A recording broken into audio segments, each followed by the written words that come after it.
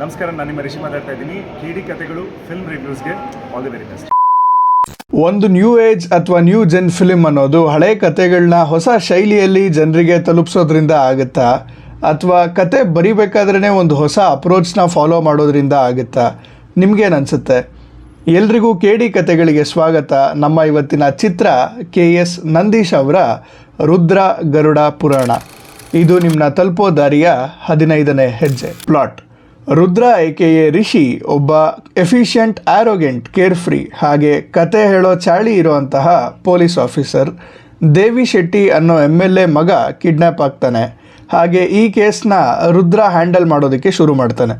ಇಲ್ಲಿಂದ ಇನ್ವೆಸ್ಟಿಗೇಷನ್ ಎಲ್ಲೆಲ್ಲಿಗೆ ಹೋಗುತ್ತೆ, ಕಿಡ್ನ್ಯಾಪರ್ ಯಾರು, ಅವನ ಮೋಟಿವ್ ಏನು ಅನ್ನೋದೇ ಚಿತ್ರದ ಪ್ಲಾಟ್. ನಿಮಗೆ ಸಿನಿಮಾ ನೋಡಾದ್ಮೇಲೆ ಸಿನಿಮಾ ಇಷ್ಟ ಆಯಿತು ಅಂತ ಹೇಳಿದ್ರೆ ನಿಮಗೆ ಏನು ಇಷ್ಟ ಆಯಿತು ಅನ್ನೋದ್ರ ಬಗ್ಗೆ ಬೇರೆಯವ್ರ ಹತ್ರ ಹಂಚ್ಕೊಳ್ಳಿ. ಸೋಷಿಯಲ್ ಮೀಡಿಯಾದಲ್ಲಿ ಪೋಸ್ಟ್ ಮಾಡಿದ್ರೆ ಬಹಳ ಅನುಕೂಲ, ರೇಟ್ ಮಾಡೋದು ಬಹಳ ಅನುಕೂಲ. ಆ್ಯಂಡ್ ಸಿನಿಮಾ ಮುಗಿದ್ಮೇಲೆ ಮತ್ತೆ ಮಾತಾಡೋಣ. ಚಿತ್ರದಲ್ಲಿ ನನಗೆ ವರ್ಕ್ ಆಗಿದ್ದು ಇದರ ರೈಟಿಂಗ್ ಆ್ಯಂಡ್ ಎಕ್ಸಿಕ್ಯೂಷನ್. ಎಸ್ಪೆಷಲಿ ಈ ಥರ ಒಂದು ಕ್ರೈಮ್, ಹಾರರ್, ಸಸ್ಪೆನ್ಸ್ ಥ್ರಿಲ್ಲರ್ನ ಎಕ್ಸಿಕ್ಯೂಟ್ ಮಾಡಬೇಕಾದ್ರೆ ಸುಮಾರು ಕ್ವಶನ್ಗಳು, ಲೂಪ್ ಹೋಲ್ಗಳು ಆಡಿಯನ್ಸ್ಗೆ ಕಾಣುತ್ತೆ. ಆ್ಯಂಡ್ ಇಲ್ಲಿ ಮೆಜಾರಿಟಿ ಆಫ್ ದೆಮ್ಗೆ ರೀಸನಿಂಗ್ ಕೊಡೋವಂಥ ಒಂದು ಹಾನೆಸ್ಟ್ ಅಟೆಂಪ್ಟ್ ಫಿಲ್ಮ್ ಟೀಮಿಂದ ಕಾಣಿಸುತ್ತೆ. ಫಿಲ್ಮ್ನ ಇನ್ನೊಂದು ಪಾಸಿಟಿವ್ ಅಂದರೆ ಅದು ರಿಷಿ ಅವರು. He looks very fresh and even comfortable in this roll.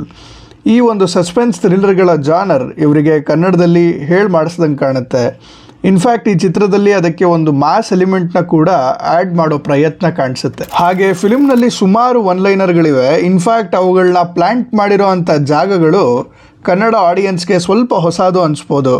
ಯಾಕಂದರೆ ಸೀರಿಯಸ್ ಇನ್ವೆಸ್ಟಿಗೇಷನ್ ಸೀನ್ಗಳಲ್ಲಿ ಸುಮಾರು ಬರ್ತವೆ. And it indeed works. Credit ಕಾರ್ಡ್ಗಳು ಯಾರಿಗೆ ಅಂತ ಹೇಳೋ ಒಂದು ಚಿಕ್ಕ ಡೈಲಾಗ್. ಫಿಲ್ಮ್ನಲ್ಲಿ ಮುಖೇಶ್ ಆ್ಯಡ್ಗಳನ್ನ ನೋಡಿ ಗುಟ್ಕಾ ತಿನ್ನೋದು ಬಿಟ್ಟಿರೋ ಅಂಥ ಗುಟ್ಕಾ ಅನ್ನೋ ಕ್ಯಾರೆಕ್ಟರ್. ಕತೆ ಹೇಳೋ ಚಾಳಿನ ರೌಂಡ್ ಆಫ್ ಮಾಡಿರೋ ರೀತಿ ಚೆನ್ನಾಗಿತ್ತು. ಚಿತ್ರದಲ್ಲಿ ಸಾಕಷ್ಟು ಲೇಯರ್ಗಳಿವೆ. ಹಾಗೆ ಅವನ್ನೆಲ್ಲ ತುಂಬ ಕ್ಲೀನಾಗಿ ಹ್ಯಾಂಡಲ್ ಮಾಡಿದ್ದಾರೆ ಅಂತ ಹೇಳಿದ್ರೆ ತಪ್ಪಾಗಲ್ಲ. ಫಿಲ್ಮ್ ಫಸ್ಟ್ ಹಾಫ್ ಸ್ವಲ್ಪ ಟೇಕ್ ಆಫ್ ಆಗೋದು ಸ್ಲೋ ಆದ್ರೂ because of its commercial elements ನಿಮ್ಮನ್ನ ಇಂಟರ್ವಲ್ ಅಷ್ಟರಲ್ಲಿ ಸೆಕೆಂಡ್ ಹಾಫ್ಗೆ ಪ್ರಿಪೇರ್ ಮಾಡಿಸುತ್ತೆ. And the second half works out well. ತುಂಬ ದಿನಗಳಾಗಿತ್ತು ಕನ್ನಡದಲ್ಲಿ ಇಷ್ಟು ಟೈಟಾಗಿ ಬರೆದು ಎಕ್ಸಿಕ್ಯೂಟ್ ಮಾಡಿರೋ ಅಂಥ ಸೆಕೆಂಡ್ ಹಾಫ್ನ ನೋಡಿ. ಕ್ಲೈಮ್ಯಾಕ್ಸಲ್ಲಿ ಒಂದು ಕ್ಯಾರೆಕ್ಟರ್ ಬದಲು ರುದ್ರ ಯಾಕೆ ಬಂದ ಅನ್ನೋ ಕ್ವಶನ್ ಬರುತ್ತೆ. ಆ್ಯಂಡ್ ಅದಕ್ಕೆ ಒಂದೊಳ್ಳೆ ರೀಸನ್ ಕೂಡ ಕ್ಲೈಮ್ಯಾಕ್ಸ್ ಮುಗಿಯೋದ್ರೊಳಗೆ ಸಿಗುತ್ತೆ. ಇನ್ನು ಫಿಲ್ಮ್ನ ನೆಗೆಟಿವ್ಸ್ ತುಂಬ ಮಿನಿಮಲ್ ಇದೆ ಅನ್ಬೋದು. ಕ್ಲೈಮ್ಯಾಕ್ಸ್ ಫೈಟ್ನ ಎಕ್ಸ್ಕ್ಲೂಡ್ ಮಾಡಿದ್ರೆ ಬೇರೆ ಎಲ್ಲ ಫೈಟ್ ಸೀಕ್ವೆನ್ಸ್ಗಳು ಇದ್ದಿದ್ರು ಇರಲಿಲ್ಲ ಅಂದರೂ ಆ ಸೀಕ್ವೆನ್ಸ್ಗಳ ಔಟ್ಪುಟ್ ಒಂದೇ ಆಗಿರ್ತಿತ್ತು ಅಂತ ನನಗನ್ಸಿದ್ದು ನಿಜ. ಚಿತ್ರದ ಕೆಲವು ಕಡೆ ಸೀಕ್ವೆನ್ಸ್ಗಳು ರಿಜಿಸ್ಟರ್ ಆಗೋ ಮುಂಚೆನೇ ಪಾಸ್ ಆಗೋಯ್ತಲ್ಲ ಅನ್ನೋ ಹಾಗಿದ್ವು. ಒಟ್ಟಿನಲ್ಲಿ ಎಲ್ಲ ಡಿಪಾರ್ಟ್ಮೆಂಟ್ಗಳಲ್ಲೂ ಸ್ಕೇಲ್ ಅಪ್ ಆಗಿರುವಂತಹ ರಿಷಿ ಅವರ ಒಂದು ಒಳ್ಳೆ suspense, crime, horror thriller that reminds you of Anniyan, Birbal ಹಾಗೆ ಅಸುರ್ ನೀವು ನೋಡಬೇಕು ಅಂತ ಅನಿಸಿದ್ರೆ ರುದ್ರ ಗರುಡ ಪುರಾಣನ ನಿಮ್ಮ ಹತ್ತಿರದ ಥಿಯೇಟರ್ಗಳಲ್ಲಿ ನೀವು ಖಂಡಿತ